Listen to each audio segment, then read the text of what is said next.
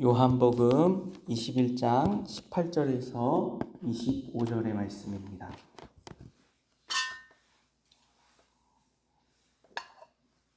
우리 한 목소리로 공독하여 읽겠습니다. 내가 진실로 진실로 내게 이르노니 내가 젊어서는 스스로 띠띠고 원하는 곳으로 다녔거니와 늙어서는 내 팔을 벌리리니 남이 내게 띠띠우고 원하지 아니하는 곳으로 데려가리라. 이 말씀을 하심은 베드로가 어떠한 죽음으로 하나님께 영광을 돌릴 것을 가리키심이로라. 이 말씀을 하시고 베드로에게 이르시되 나를 따르라 하시니 베드로가 돌이켜 예수께서 사랑하시는 그 제자가 따르는 것을 보니 그는 만찬석에서 예수의 품에 의지하여 주님, 주님을 파는 자가 누구니까 묻던 자더라. 이에 베드로가 그를 보고 예수께 여짜오되 주님이 사랑한 사람은 어떻게 되겠사옵나이까? 예수께서 이르시되 내가 올 때까지 그를 머물게 하고자 할지라도 내게 무슨 상관이냐? 너는 나를 따르라 하시더라. 이 말씀을 형제들에게 나가서 그 제자는 죽지 아니하겠다 하였으나 예수의 말씀은 그가 죽지 않겠다 하시는 것이 아니니라. 내가 올 때까지 그를 머물게 하고자 할지라도 내게 무슨 상관이냐 하시는 것이로라. 이 일들을 증언하고 이 일들을 기록한 제자가 이 사람이라. 우리는 그의 증언이 참된 줄 아노라. 예수께서 행하신 일이 이외에도 많으니 만일 낱낱이 기록된다면 이 세상이라도 이 기록된 책을 두기에 부족할 줄 아노라. 아멘.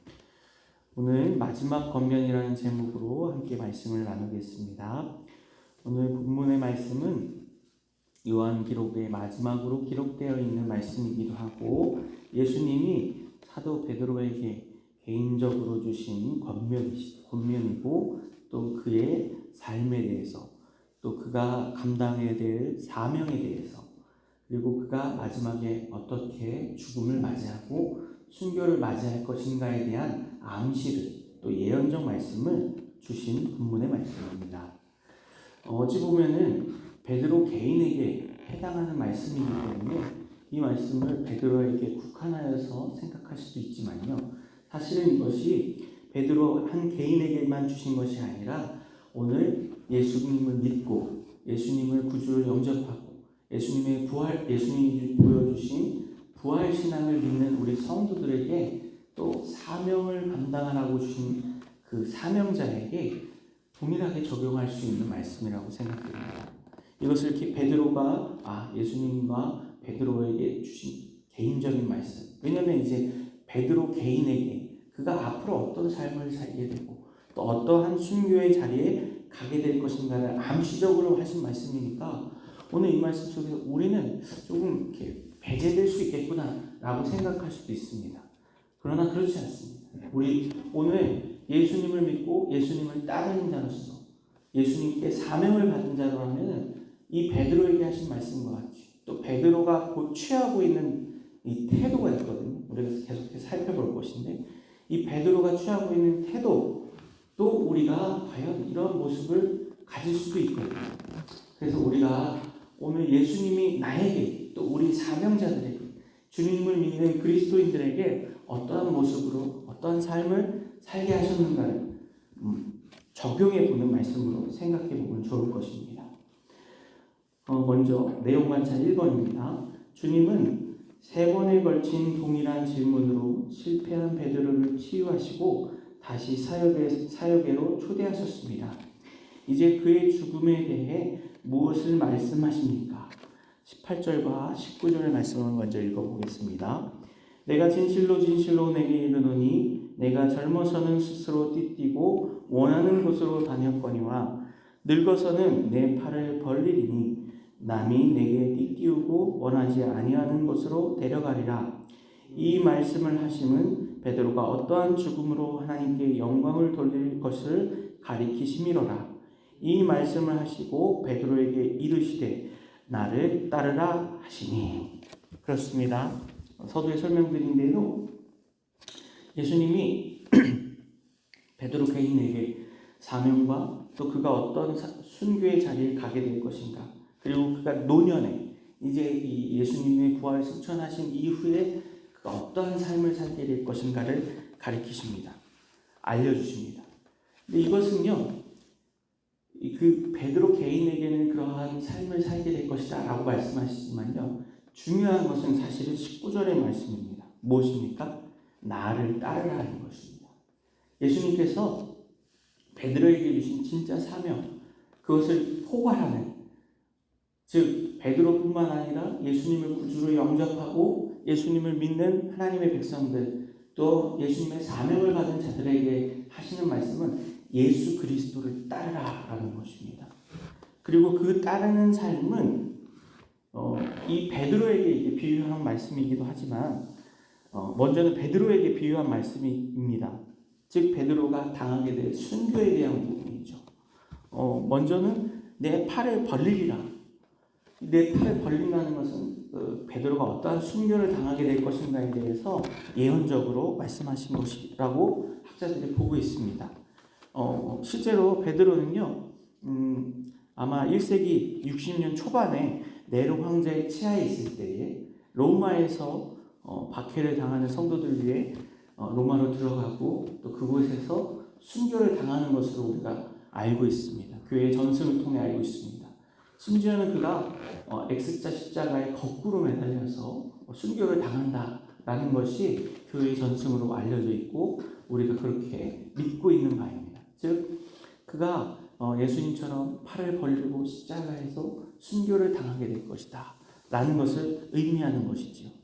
또 띠띠우고, 즉 남이 나에게 내가 원하지 않는 옷을 입히고 띠를 띠우고 그에게 임무를 주게 된 것이다 라는 것이죠. 그리고 원하지 아니하는 곳으로 다니게 될 것이다. 그를 끌고 갈 것이다 라고 말하고 있습니다.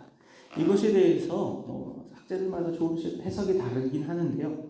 중요한 것은 이제 이후로는 베드로가 자기 중심적으로 자기 주장을 하면서 사는 것이 아니라 성령의 이끌림을 받는 자가 된다는 것입니다.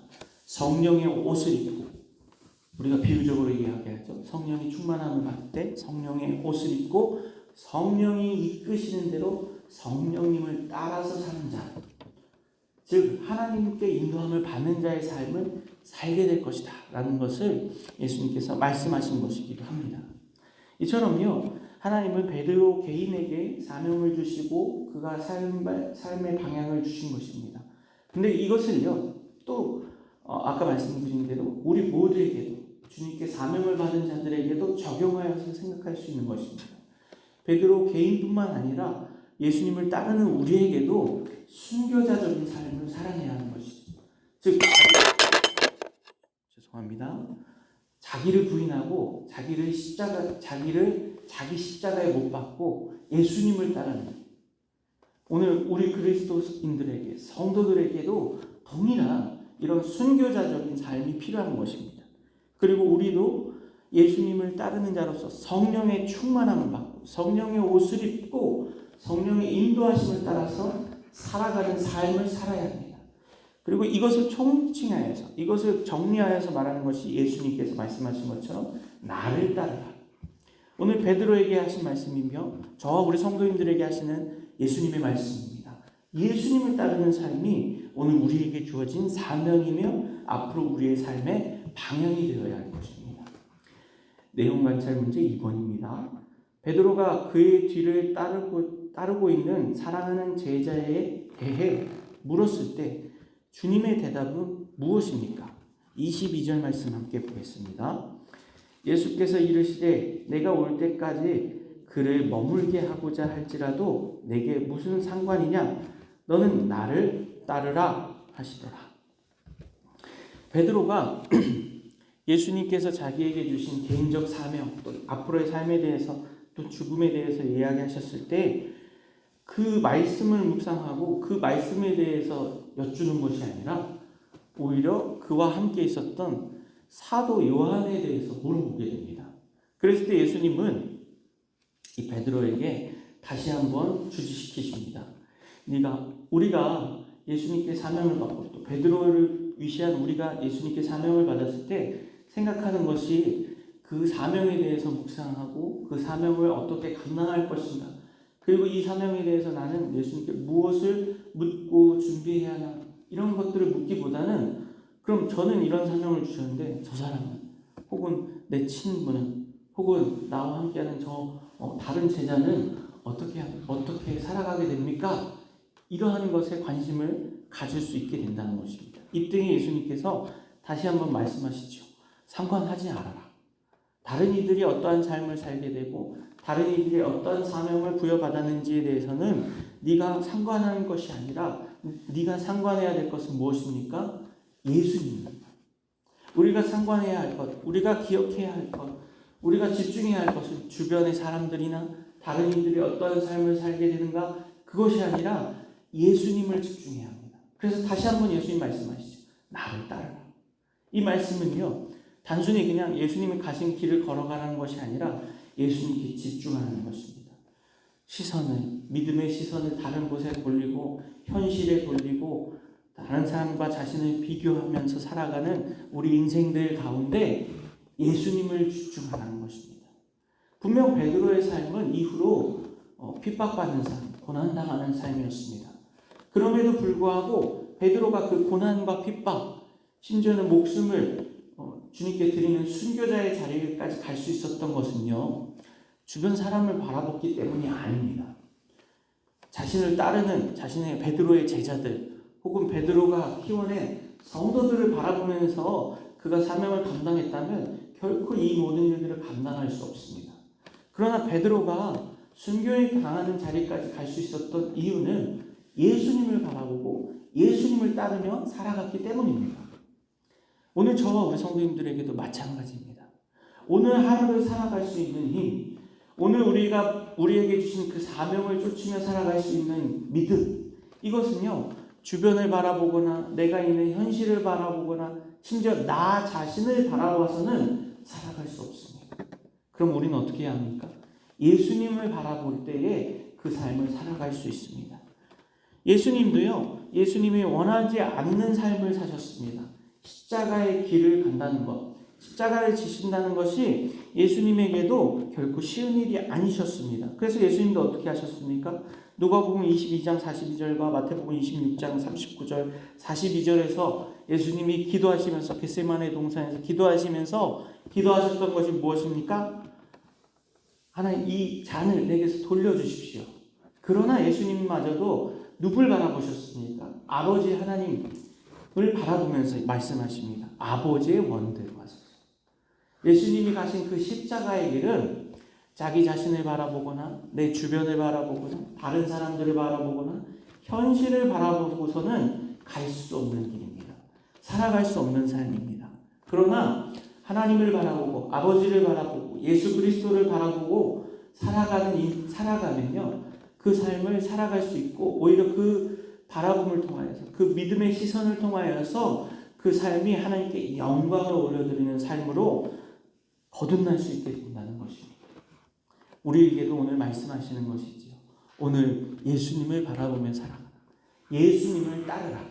주변에서 무슨 일이 일어나든 다른 사람이 무엇을 하든 내 현실이 지금 어떻든 내 자기 자신의 모습이 지금 어떠하든지 그것을 바라보는 것이 아니라 예수님을 바라보며 하나님이 가라고 하신 그 길을 따라가는 저 우리 성도님들이 되어야 할 것입니다. 연구와 묵상 문제 3번입니다. 다시 세우시는 예수님 앞에 베드로의 마음에 꺼리끼는 것은 무엇이었습니까? 22절과 23절에서 보겠습니다. 예수께서 이르시되 내가 올 때까지 그를 머물게 하고자 할지라도 내게 무슨 상관이냐? 너는 나를 따르라 하시더라. 이 말씀이 형제들에게 나가서 그 제자가 죽지 아니하겠다 하였으나 예수의 말씀은 그가 죽지 않겠다 하시는 것이 아니라 내가 올 때까지 그를 머물게 하고자 할지라도 내게 무슨 상관이냐 하시는 것이로라. 베드로는요, 지금 요한이 신경 쓰였습니다. 예수님께 사명을 받았는데 가장 신경 쓰였던 자가 바로 요한이었던 것입니다. 이것에 대해서 여러 가지 추측을 할 수 있는데요. 먼저는 베드로 자기 자신은 예수님을 부인하였습니다. 3번이나. 근데 사도 요한은 어떻게 했습니까? 예수님의 마지막 십자가 그 길까지 따라갔던 유일한 제자였습니다. 그리고 이 사도 요한에게 예수님께서 실제로 누구를 의탁합니까? 어머니 마리아를 십자가 상에서 의탁합니다. 요한복음 19장에 나오지요. 그만큼 베드로는 사도 요한, 지금 이 말씀을 기록하고 요한과 자신을 비교하기 시작한 것입니다. 나름대로 자신을 예수님의 수제자라고 생각하였던 베드로, 또 나름대로는 자기 자신이 누구보다 믿음이 좋고 예수님을 따르느냐라고, 또 예수님께 예수님이 그 베드로의 그 배반에 대해서 예언하시는 말씀을 하셨을 때 마태복음 26장 33절에서 모두가 주를 버리지라도 저는 버리지 않겠습니다라고 얘기했습니다. 이 말은 무슨 말이냐면요, 비교한 거예요. 다른 제자들과 자기를 비교한 거예요. 아니, 다른 제자들은 다 예수님을 버린다 할지라도 베드로 자기 자신은 저는 예수님 절대 안 버리고 예수님 죽는 자리에 가셔도 제가 죽으러 같이 가겠습니다. 이렇게 이야기했던 것이 베드로예요. 즉 무엇입니까? 자기 자랑, 자기 안에 예수님께 내세울 것, 자기 신앙, 예수님에 대한 열정을 자랑 삼으며 살아갔던 인생이 바로 베드로입니다. 근데 그것이 어떻습니까? 예수님의 십자가상에서 예수님이 돌아가시기 전에 재판받으실 때 3번 부인하였던 그 사건을 통해서 자기의 자존심, 자기가 내세울 수 있었던 유일한 신앙적 열정, 예수님을 따르고자 했던 그 열의가 모두 무너진 상황이었습니다. 그리고 누구와 비교됩니까? 요한과 비교가 됩니다. 사도 요한은 예수님을 끝까지 따라오고 그 십자가 도상에서 예수님이 어머니 마리아를 사도 요한에게 의탁할 정도로, 부탁할 정도로 자신과는 비교되는 모습을 보인 사람이 바로 이 사도 요한입니다. 이것이 단순히 그냥 사도 요한을 질투해서 경쟁해서 예수님께 물어본 것일 수도 있습니다. 그런데 아마도 저는 이렇게 생각합니다. 자기 자신 안에 내세울 수 있었던 것, 자신 안에서 지키려고 했던 것, 하나님께 보이려고 했던 그 마지막 모습, 그 마지막 모습까지도 예수님이 어떻게 하신 것입니까? 내려놓게 하신 것입니다. 깨트리신 것입니다.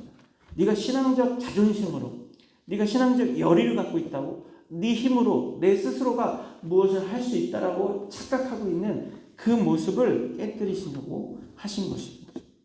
오늘 우리에게도 마찬가지입니다. 우리가 예수님을 섬긴다고 했을 때 하나님, 저는 이렇게 새벽에 나와서 새벽을 깨우고 하나님 말씀을 늘 묵상하면서 살아가는 인생입니다. 이렇게 자랑하는 것이요, 결코 좋은 것이 아닙니다. 예수님은 결코 그런 것으로 살아가는 인생이 되지 말라고 하십니다. 오직 누구를 바라보면서요?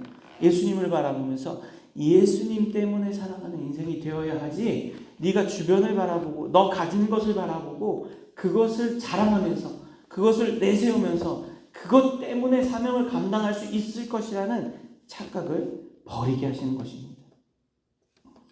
느낌점 4번입니다. 아직도 미망을 떨쳐버리지 못하는 베드로의 모습에 자신의 모습을 비추어 볼 때 당신의 마음에 다가오는 생각과 느낌은 무엇입니까? 베드로는 아직도 사리에 어두워서 갈피를 잡지 못하고 헤매고 있습니다. 미망입니다. 오늘 예수님께서 주신 개인적 사명, 그에게 앞으로의 삶에 대해서 말씀하시는 것을 들으면서도 그가 아직도 자기가 어디에 가야 될지를 모릅니다. 근데 이 모습을 보면서 우리가 드는 생각이 뭐냐면요, 이처럼 부족한 베드로에게 왜 예수님은 사명을 주셨을까? 우리가 앞에 어제 보았죠. 예수님께서 모닥불을 피워놓으시고 베드로를 다시 일으켜 세우십니다. 다시 그를 회복하십니다. 요한의 아들 시몬아 이렇게 부르신 것은 예수님을 만나기 이전의 그의 모습, 그를 부르던 지칭, 예수님을 만난 이후로는 예수님께서 그에게 게바라, 베드로라는 이름을 주셨지만 요한의 아들 시몬아라고 부르셨을 때는 그가 예수님을 만나기 이전 상태의 모습을 가리키는 것입니다. 즉 무엇입니까? 처음부터 다시 시작합니다. 예수님을 만났을 때 그 첫 모습처럼 너가 아무것도 없다, 3년 동안 나를 따라다니고 수제자라고 말하여도 너가 결국 이 예수님이 잡히시고 예수님을 배신하고 부인하였던 그 모습을 보면서 너의 힘으로는 아무것도 할 수 없다는 것을 깨닫게 하십니다. 그러면서요, 차라리 저는 이런 생각이 들어요. 차라리 베드로가 아니라 요한에게 이런 사명을 주셨으면 어떻을까? 왜냐하면 요한은 예수님을 부인하지도 않았어요. 끝까지 예수님을 따라갔어요. 또 지금 말씀처럼 누군가와 자신을 비교하지도 않아요. 그러나 예수님은 각자에게 맡겨주신 사명이 있다는 것을 보여주시려고 오늘 본문의 말씀을 통해 또 베드로를 통해 오늘 그것을 알려주십니다. 오늘 각자에게 주신 사명이 다 다릅니다. 예수님께서 오늘 우리에게 맡겨주신 사명도 다릅니다. 모두가 동일한 모습, 모두가 동일한 사명만을 가지고 살아가는 것이 아닙니다. 모두 각자에게 맞는 하나님의 길을 따르는, 그리고 하나님의 영광을 드러내는 다양한 모습을 통하여서 살아가게 하십니다. 그리고 그 사명에는 경중이 없습니다. 어떤 사명은 더 무겁고 더 중요한 것이고 어떤 사명은 덜 무겁고 더 가벼운 것이라고 생각하는 우리 인간의 마음, 사람의 마음. 그리고 그것 더 중요한 것은요, 그것을 감당할 만한 그릇이 되어야만 감당할 것처럼 생각합니다. 하나님 보시기에, 예수님 보시기에 모두 똑같습니다. 저와 우리 성도님들 모두가 다 동일합니다. 다 죄인이고요. 다 자기 힘으로 살아갈 수 있는 자가 아닙니다. 자기 의로움으로 살아가는 인생이 아닙니다. 그럼 무엇입니까? 우리는 예수의 의로움으로 살아가는 자입니다. 예수의 십자가로 살아가는 자입니다. 그것을 가르치시려고 오늘 본문의 말씀을 통해서 우리에게 말씀하시는 것입니다. 오늘 저와 우리 성도님들도요, 과연 나는 어떠한 믿음의 모습인가? 또 하나님이 오늘 가르치시는 것처럼 각자에게 다른 사명을 주셨고, 그 사명은 내가 생각하는 것처럼 뭐가 더 중요하고 뭐가 덜 중요하고 그런 것이 있는 것이 아니라 나에게 주신 사명이 가장 소중하고 가장 하나님을 영화롭게 하는 것임을 깨닫고, 또 내가 그 사명을 감당할 수 없는 자임을 깨닫고, 내 힘으로는, 내 능력으로는, 내 믿음으로는, 내 열심으로는 감당할 수 없지만 예수님을 통하여서, 예수님을 따름으로, 예수님의 그 십자가 희생과 의를 통하여서 오늘을 살아갈 수 있고 그 사명을 감당할 수 있다는 것을 깨닫는 저와 우리 성도님들에게 소망합니다. 결단과 적용 5번입니다. 오늘 당신이 서 있는 그곳은 나보다 더 잘하시는 주님께서 부르신 자리입니다. 당신이 다른 사람들과 비교하지 않고 주어진 일에 묵묵히 충성하며 따르기에 방해되는 요소는 무엇이며 어떻게 극복해야 합니까? 지금 앞에서 쭉 설명 드린 것처럼요, 우리가 우리 신앙 또 우리 사명을 감당하고 예수님을 따르며 예수님을 바라보며 살아가는데 방해되는 것들이 있을 것입니다. 나 자신의 생각이나 열심이나 욕심일 수도 있고요, 또 경쟁하고 비교하는 비교의식일 수도 있고요, 심지어는 자기 자신을 낮추고 비하하는 그런 모습일 수도 있습니다. 그러나 이 모든 것들은 우리가 극복해야 할 모습입니다. 그리고 그 극복할 수 있는 힘과 능력은 나에게서 나오는 것이 아니라 예수 그리스도에게서, 예수님의 그 십자가 의를 통하여 극복할 수 있음을 기억해야 할 것입니다. 오늘의 기도 함께 읽겠습니다.